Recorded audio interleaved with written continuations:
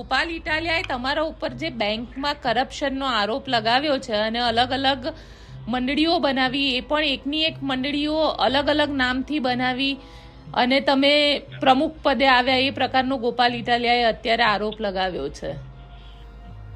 હું એમની કોઈ ટિપ્પણીનો જવાબ કરવા માંગતો નથી, પરંતુ હકીકત એ છે કે આ લોકો તો હમણાં 2 મહિનાથી જુનાગઢ જિલ્લામાં આવ્યા છે બેન.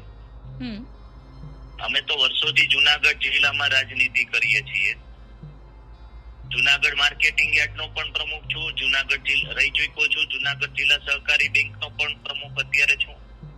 મંડળીઓ છે એ તો દરેક ગામે ગામ મંડળી બનાવી સરકારનો પરિપત્ર હતો, એ પ્રમાણે બધા મંડળી બનાવતા હોય.